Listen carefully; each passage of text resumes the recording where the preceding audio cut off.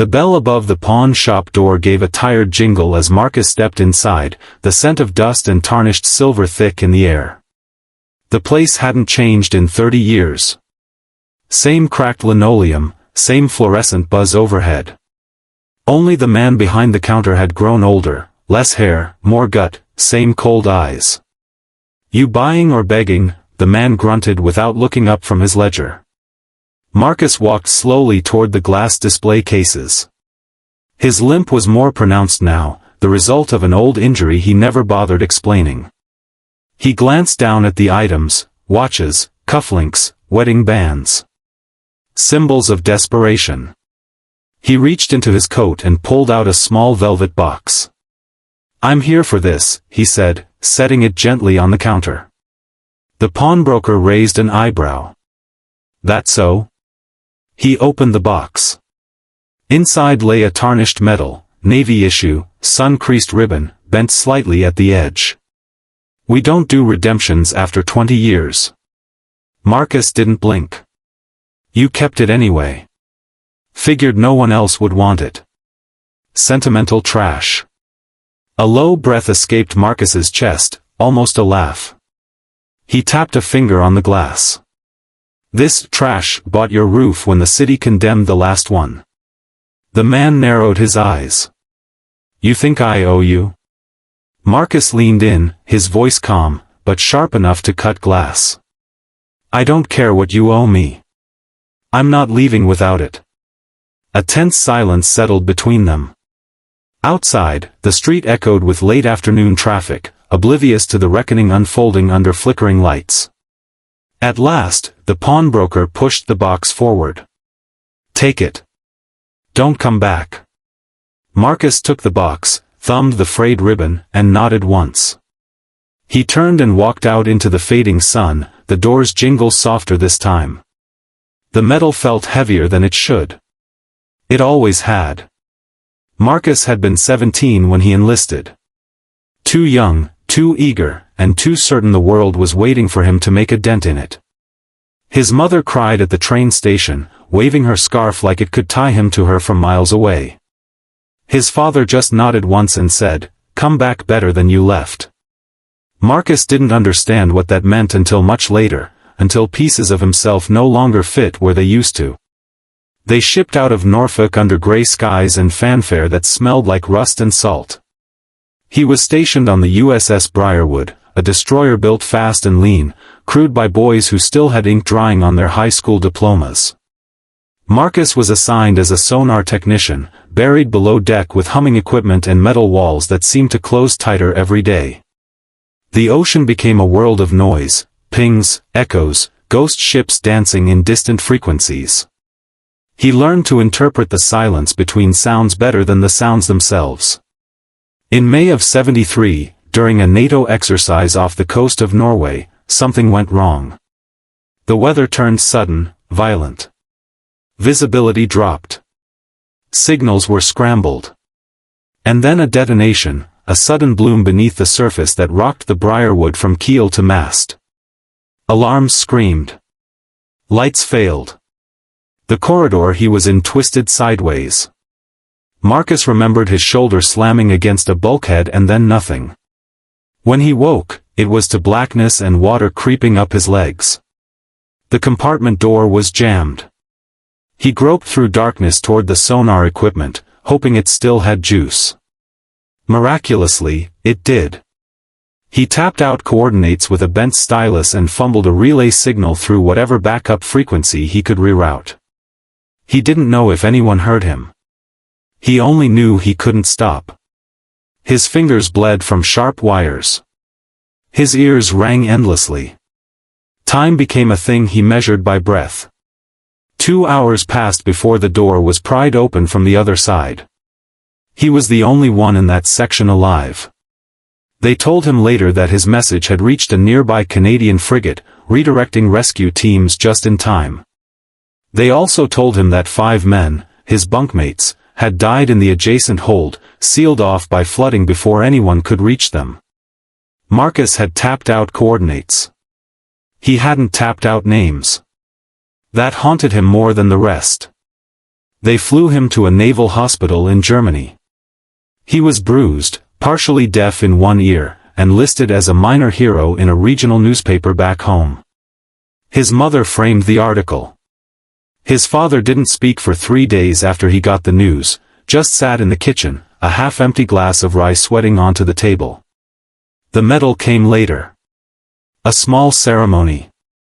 5 handshakes. A captain with a tired voice reading from a citation about bravery under extreme duress. Marcus nodded, smiled where expected, then pocketed the medal. It felt like a prize given to someone else. He hadn't been brave, he just refused to die in the dark. When he returned home, the world had moved on. The war was waning. Politics took over the headlines. People stopped asking about the Navy. He took a job hauling freight for a cousin's logistics company. Nights he couldn't sleep, he'd trace the outline of the medal with one hand and hold a bottle in the other. For years, it stayed in a drawer beside his bed. Then in a shoebox. Then it vanished. He didn't remember pawning it, only the fight he had with his father that night. The shouts, the door slam, the bitter taste of cheap whiskey. It must have been that next morning, when shame wrapped itself around him like an anchor. Now, decades later, holding the medal again, it all flooded back. Not just the explosion. Not just the sonar room. But the weight of being the one who walked out while others didn't. He remembered their names, still did. Miller, Tran, Donnelly, Ruiz, and Hatch. They were kids. They had plans. Hatch used to sketch tattoos he'd never get. Tran collected postcards. Donnelly hummed Beatles songs off-key. Ruiz wrote letters to a girl he never mailed. And Miller saved Marcus's life once by knocking a live wire out of his hand during a storm. In the darkest corners of memory, Marcus still saw them. Still heard the last laugh. The final silence. The cold water. That part never left him. But it wasn't just guilt that lingered. It was the question, had it mattered? Had any of it meant more than a moment, a medal, and a headline no one read twice? Years blurred. His mother passed. His father died with the same stoic silence he'd lived by. Marcus moved cities, grew older, slower, more invisible. And yet, every May, like instinct, he'd wake in a sweat around the anniversary of the detonation. Sometimes he'd drive by old recruiting stations. Once, he stood outside a naval museum for over an hour, unable to go in. He thought of writing letters to the families of the 5 who hadn't come back. But he never did. What could he say? Your son died so I wouldn't? No letter could fix that math. No apology could. Still, something inside him had stirred when he saw the pawn shop again, years after forgetting it was even there. He didn't remember walking in. Just that the sight of that velvet box in the back case hit him like a silent echo in sonar, something deep and familiar, calling from below. The medal was just metal, he told himself. But he hadn't come for the object. He had come for what it represented. Not heroism. Not closure. Something else. Accountability. For a while, Marcus thought reclaiming the medal might bring a kind of closure. He tucked the velvet box into his inside coat pocket, walked 3 blocks to a bench in the park, and sat beneath an old oak tree whose leaves didn't seem to care about medals or memory. He opened the box again. The ribbon had faded to a dull maroon. The clasp was still bent. He ran his thumb over the dented edge and wondered, not for the first time, if he'd done enough to deserve it. That night, Marcus didn't sleep. The city was too loud, too present. He dug through his closet, found an old navy blue duffel he hadn't touched in years, and started packing. Nothing dramatic, just enough for a trip. He didn't call anyone. He hadn't had anyone to call in years. By morning, he was boarding a southbound train. His destination wasn't random. Norfolk. Home of the USS Briarwood, or what was left of it. The ship had been decommissioned long ago, but the bridge and radio compartment had been salvaged and incorporated into a maritime memorial exhibit at the Norfolk Naval Heritage Center. Marcus had only visited once, during construction. He remembered the raw steel beams and half-finished displays. He remembered turning around before reaching the section marked Survivor Stories. Something had held him back. He stepped off the train into summer heat that clung to the skin. The center looked the same, modern and pristine, with brass rails and clean-cut signage. American flags fluttered from mounted poles. At the entrance, a digital kiosk asked for donations with every tap. Inside, the Briarwood exhibit had grown. A partial reconstruction of the bridge stood under dim lighting. Panels lined the walls, battle maps, photographs, official citations. One glass case held fragments from the hull. Another contained faded uniforms. And near the back, almost tucked away, was the reconstructed sonar station. His station. The walls had been painted to match the original color. Equipment pieces had been restored or fabricated. It was accurate. Unsettlingly so. A plaque beside it read, USS Briarwood, Sonar Bay. Donated by Lieutenant Commander Harris Estate. In memory of those lost, May 1973. No mention of Marcus. No name. No record of the man who sent the signal. No context for what happened in that dark compartment while the ship sank around him. Marcus stood there for nearly an hour, unnoticed. Families came and went, children tapping on glass, parents scanning QR codes. He was just another old man to them, part of the decor. Eventually, he stepped away and approached the front desk. Is there a curator I can speak with? The volunteer, a young woman with a clipped name tag that read Janine, offered a polite smile. Do you have an appointment? No. I served on the Briarwood. I wanted to speak to someone about the exhibit. Her smile tightened. I can check if Director Roth is available, but it's unlikely without a prior request. You could leave a message. I'm not here for a message, Marcus said quietly. Janine looked at him a moment longer, then stepped into a side office. Marcus stood still. Across the hall, a family posed beside a replica gun turret. A little boy wore a plastic captain's hat. His mother corrected the pose, smiling too wide. 10 minutes later, Janine returned, followed by a man in a fitted blazer, close-cropped hair, and polished shoes that clicked on the tile. Mr. Monroe? I'm Director Roth. I hear you have concerns about the Briarwood exhibit? I do. Marcus didn't offer a handshake. I was there. The day she went down. The signal that got the rescue teams in range, that was me. Roth blinked. I see. That's quite a claim. It's not a claim. It's a matter of record. I'm sure. But you have to understand, the exhibit's content is based on verified archives, donations, and citations provided by family estates. We go through proper channels. If you feel something's missing, we encourage veterans to submit their stories for consideration through our formal review board. Marcus narrowed his eyes. Consideration? Yes. We receive hundreds of requests a year.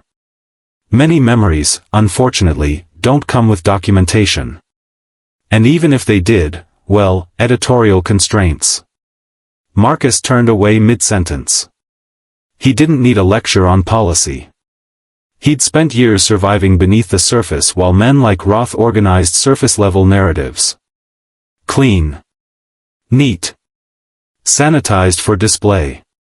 Later that day, he walked along the docks near the shipyard. The Real ghosts lived here, not in museums. He passed rusted chains, gutted hulls, and ships retired to rot. One vessel, in particular, caught his eye, an old destroyer-class shell moored for dismantling. Not the Briarwood, but close. He saw a plaque half loosened on the gangway post and paused. Scheduled for deconstruction. Authorized personnel only. But Marcus had always ignored lines drawn by ink. That night, he returned, slipping past a broken gate. He walked the length of the deck, alone with the sea breeze and creaking metal. At the stern, he stood for a long time, listening, not for orders, not for applause, but for something truer. By morning, local police were called. A report had come in, elderly male trespassing on decommissioned ship property. Security escorted him off the dock. He didn't resist. But as he sat on the curb with his duffel beside him, metal still in his coat pocket, he watched the officers confer with a young lieutenant who had arrived in a pressed uniform, holding a clipboard and quoting regulations. "Sir," the officer said, "this isn't a place for personal protests." Marcus looked up.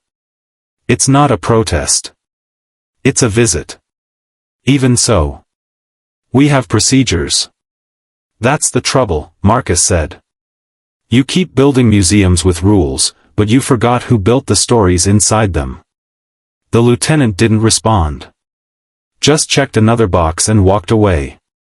Word travels through the veteran community in strange, quiet ways, like sonar pulses under miles of water, undetectable to most, unmistakable to those trained to hear. Someone snapped a photo of Marcus being escorted off the decommissioned vessel. It hit a retired sailor's forum the next morning, tagged, "Norfolk, guy says he served on the Briarwood. Anyone know him?"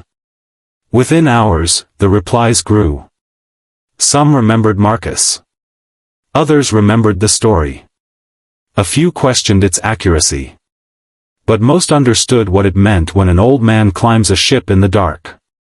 Rear Admiral Lonnie Brooks first saw the post over coffee, scrolling without urgency, until her eyes locked on the image. The man's shoulders hunched not with age, but memory. She recognized that shape. She'd worn it herself after certain ceremonies, after reading certain files, and standing at certain graves. She enlarged the photo, studied the profile, the eyes, the way his hand rested on the rail. A name floated up from her mental archives, Monroe, Marcus.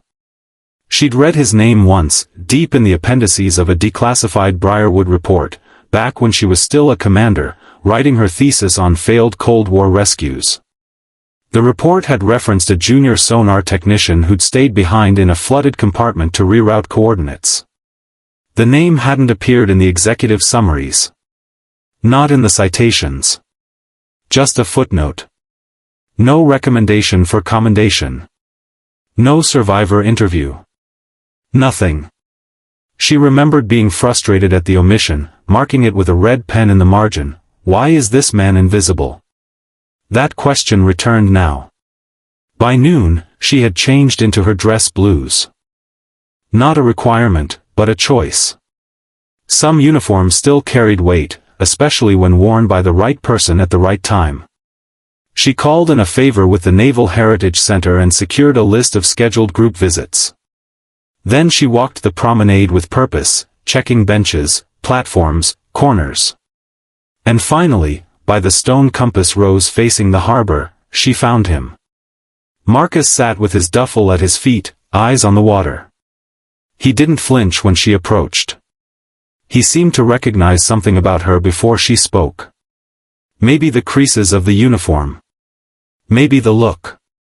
"Marcus Monroe," she said, her voice formal but low. "Rear Admiral Lonnie Brooks, retired." He looked up. "Admiral. You were sonar on the Briarwood?" He nodded. "Long time ago. I read about you. Not in any headline. Buried in back pages. You sent out the coordinates?" "I tried." "You succeeded." He squinted at her. "How do you know?" "I make it my business to know what history forgets." A beat passed. Then he said, "Most people only remember the polished versions." "I don't care about polish," Brooks replied. "I care about truth. And legacy." Behind her, another figure approached, an older woman in a Coast Guard pin, followed by a man with a Navy cap in hand. Then two more. Veterans, some limping, some led by family. Word had spread. They came not in protest but in quiet solidarity. They didn't chant. Didn't hold signs. Just stood near Marcus. Some offered nods. Some offered nothing at all, just presence. Security noticed. One guard walked toward them, unsure. But Brooks stepped forward, held up her ID, and said calmly, "They're with me." The guard hesitated, then turned away. Marcus looked at the growing group. "Why are they here?" "Because you were." He said nothing for a long time. Then, "I didn't ask for this." "No," Brooks said. "You earned it. There's a difference." They walked back together toward the museum. A small procession followed, quiet as a tide.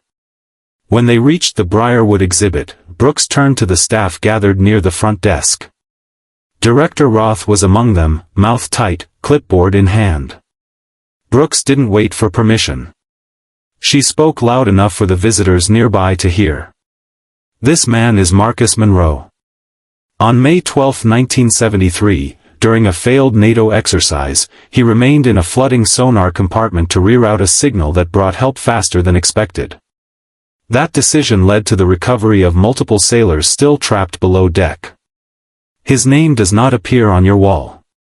It should." Roth cleared his throat. "We have a formal process for vetting additions." "This isn't an addition," Brooks interrupted. "This is a correction." Tourists began to drift closer. Phones were raised, but no one said much. Even the teenagers nearby sensed something important was happening, something real. Marcus looked out over the sonar station. His station. Rebuilt, clean, bloodless. "This isn't what it looked like," he said quietly. "No," Brooks agreed. "But it's what it feels like. And that's enough to begin." One of the veterans wheeled forward, an older black man with Vietnam ribbons on his chest. He reached into his coat and pulled out a small pin, an old sonar technician badge. He held it out to Marcus. "You dropped this a long time ago," he said with a thin smile. Marcus took it. His hands shook. Not from weakness. From weight. Visitors gave space. No flashbulbs. Just stillness. Even Director Roth fell silent. Then Brooks raised her hand in a firm salute. Marcus hesitated, then returned it, eyes focused, posture straight. His hand didn't tremble. They stood like that, two officers from different decades, connected by something deeper than service. When the moment passed, Brooks said, "The records can wait. But we'll make them right." And Marcus nodded, just once. "I never wanted applause," he said. "You're not getting any," Brooks replied with a dry smile. "Just your place back." The following morning, Marcus returned to the Naval Heritage Center. No uniform. No duffel. Just his old coat, a pressed shirt, and the velvet box now worn smooth along its edges. The building looked the same, polished, purposeful, but something in the air had shifted. Staff greeted him with respectful nods. A docent offered him a bottled water. No one asked for identification. No one questioned why he'd come. He walked to the Briarwood exhibit alone this time. The sonar station was cordoned off temporarily, a thin rope barrier strung with a laminated sign, "Exhibit under historical review, thank you for your patience." He stared at it, then down at the floor beneath his feet, shined clean, nothing like the slick metal beneath the sea. He closed his eyes. Footsteps approached. He didn't turn until a voice, measured, younger, spoke beside him. "I read your citation this morning, Mr. Monroe." Lieutenant Alden, naval liaison to the Heritage Center, looked sharp in his khakis, clipboard once again tucked beneath his arm. But this time, there was no authority in his stance. Only attention. They finally found it? Marcus asked. Alden nodded. Rear Admiral Brooks requested a priority pull from the Navy archives. Took less than a day. They found your original communication log, an internal memo recommending a commendation, and a denial notice citing lack of verifiable impact due to limited testimony. He paused. Which is government speak for nobody listened. Marcus gave a dry laugh. Sounds right. Alden hesitated, then pulled something from his pocket. Not a medal. A folded copy of a page, yellowed, edges jagged from a scan. The memo. Your name was there. It just got buried behind procedure. Marcus unfolded the paper. His name was misspelled, Monroe, but it was his. His signal timestamp. His location. A line reading, possible role in preventing full vessel loss. Unconfirmed. He handed it back. Unconfirmed. Story of my life.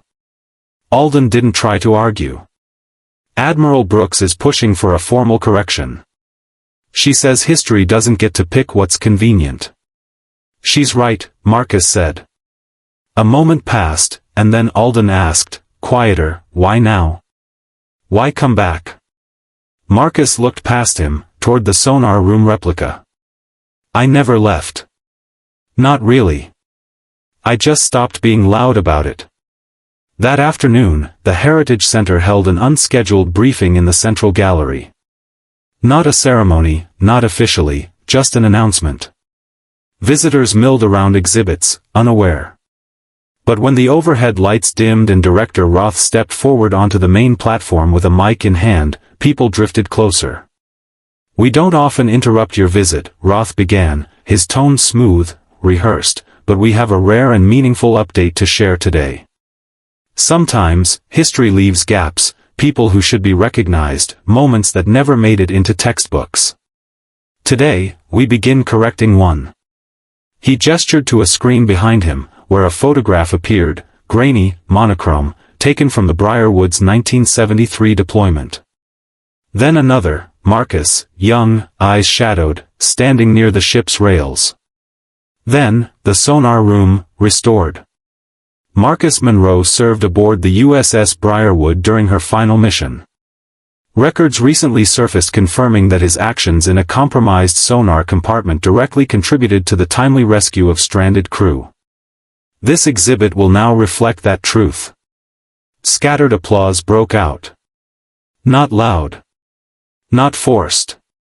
Just genuine. Enough to reach Marcus, who stood near the back, unmoving. Alden glanced toward him, unsure whether he'd step forward. He didn't. He didn't need to. Instead, Rear Admiral Brooks did. She emerged from the wings, this time in civilian attire, but her posture hadn't softened. She took the mic with a steady hand. We don't celebrate Marcus because he asked us to. We honor him because our institutions forgot to. And because service is not measured in ribbons, but in what a person is willing to do when no one's watching. Her gaze swept the crowd. She added, some of you may have seen him here this week. Some may not. But I want to make something clear. The ship remembered. And now we do too. Then she stepped down and walked toward Marcus. The two simply nodded to each other, no theatrics. She leaned in and whispered, go look again. He waited until the crowd thinned. Then he walked, slowly, methodically, back to the sonar exhibit. The rope was gone. In its place, a fresh plaque had been installed, backlit softly. Marcus Monroe, sonar technician, USS Briarwood. Remained at post during active flooding to transmit final coordinates, contributing to the survival of multiple crew members. Citation, duty above all. Below that, a small brass plate read. Restored, July 6, 2025, Verified Naval Archives. He stood in front of it for a long time, not touching the glass, just reading. Visitors passed behind him, quiet now. One young boy tugged at his mother's sleeve and whispered, "Is he the guy from the story?" His mother looked over, unsure, then said, "I think so." The boy watched Marcus a while longer, then said something Marcus didn't hear. He only saw the boy raise 2 fingers to his forehead in an awkward salute before being ushered gently away. Marcus smiled. Not a big smile. Not performative. Just the faint upturn of someone who had stopped expecting such moments. As he turned to leave, Alden reappeared. "There's something else. One of the veterans who showed up yesterday. He reached out. Said you saved his cousin that day. Wants to meet you. Says his family never got to thank you." Marcus stopped. "That necessary?" "No," Alden said. "But maybe it's time someone else says your name." Marcus looked toward the exit. The light outside had softened, the sun leaning west. He nodded. "All right," he said. Then he walked, slow but straight, into the next corridor, where other stories waited, some told, some not. The night after the plaque was mounted, Marcus returned to the Heritage Center one last time. The building had already closed for the day, but Admiral Brooks had arranged after-hours access. The air inside was hushed, cooler, more reverent without the bustle of tourists and school groups. Lights dimmed to half-power cast long shadows across the walls. Every click of his shoes echoed like distant sonar. He moved with quiet purpose. The medal sat snug in his coat pocket, the velvet box left behind in the hotel drawer. He didn't need it anymore. At the Briarwood exhibit, the sonar room was still lit. The plaque gleamed beneath its protective glass, surrounded by the silence of remembrance. Marcus stood there, alone now, fully present in the space rebuilt to resemble the room he'd nearly died in. He reached out, not to touch the glass, but to rest his palm on the nearby bulkhead. Cold. Smooth. Lifeless steel. Yet it trembled with memory. He lowered himself slowly onto the small bench across from the sonar panel. For a long while, he didn't move. He just breathed. Behind him, the security guard assigned for the evening watched from a respectful distance, not interrupting, not asking questions. The man knew, Brooks had told him, that sometimes presence mattered more than protocol. Eventually, Marcus opened his coat and pulled out the medal. It caught the low light and refracted it back in muted reds and bronze. He held it loosely, almost absently, then stood and placed it atop the panel housing. No flourish. No speech. He didn't need to keep it anymore. It had returned home. Outside, the last rays of sun disappeared behind the harbor cranes. Norfolk's skyline blinked to life. In the reflection on the glass panel, Marcus caught the faintest hint of his younger self, a shadow overlapping the room. He didn't look away. That same night, across the country, a dozen veterans' newsletters quietly published short blurbs. USS Briarwood sonar tech recognized after 52 years. A few lines. A photo. A footnote no longer. Meanwhile, in a modest house in Pittsburgh, a woman named Eleanor Ruiz read the article aloud to her grandchildren. Her brother had died aboard the Briarwood. She hadn't spoken his name aloud in years. They found the man who got the signal out, she said, her voice cracking mid-sentence. They found him. In Queens, Tran's niece printed the article and taped it to her refrigerator beside a faded black and white photo labeled Uncle Tom, 1973. In Austin, Donnelly's younger cousin reached out to the museum through their website and donated a box of letters. Hatch's family finally opened the trunk they'd sealed since the funeral. Inside were drawings, scrawled designs for tattoos he never got. And Miller's granddaughter, only 10 years old, stood in front of her classroom during History Week and told the story of a man who stayed behind to be sure others got out. No fame came of it. No late-night specials.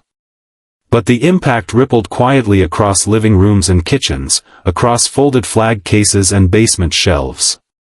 At the Heritage Center, Admiral Brooks kept her promise. Within a month, the exhibit expanded to include a new section. The Echoes Below. It featured testimonials from survivors and families, archival scans of Marcus's communication logs, and a new interactive panel where visitors could tap out a signal in Morse code. One default message was preloaded. Still here. Beside it, a short video looped, a compilation of sonar pings slowly resolving into spoken names. No music. Just the sound of voices saying the names of the lost. Donnelly. Ruiz. Hatch. Tran. Miller. Monroe. It wasn't just Marcus's legacy. It was theirs. On the day of the new exhibit's opening, Marcus didn't attend. He hadn't returned to Norfolk since that last night. No one knew where he'd gone. Some said he went north. Others claimed he returned to Pittsburgh. Admiral Brooks received a handwritten card weeks later. Admiral. Thank you for remembering what I almost let fade. I'll carry them with me, always. Time passed. Seasons shifted. The plaque remained. Some days, visitors passed it without pause. Others lingered. Schoolchildren tapped their way through Morse code, not always knowing the story beneath their fingertips. Parents read aloud, unsure whether to explain what duty above all meant. Veterans stood in front of the sonar station and simply bowed their heads. A few even brought their own medals and left them in silence, tokens laid gently on the glass overnight, collected respectfully by museum staff the next morning and stored in a drawer marked, unclaimed. Not forgotten. And then one quiet morning, just as the center opened, a young sailor in training from a nearby base visited the exhibit alone. She moved quickly at first, almost mechanically, as if checking off an assignment. But something about the station made her stop. She looked at the panel. Read the plaque. Listen to the names on the looped recording. And then she did something small, something unremarkable to anyone watching. She tapped out a message on the interactive panel. Not the default one. Her own. It read. Thank you. Echoes remain.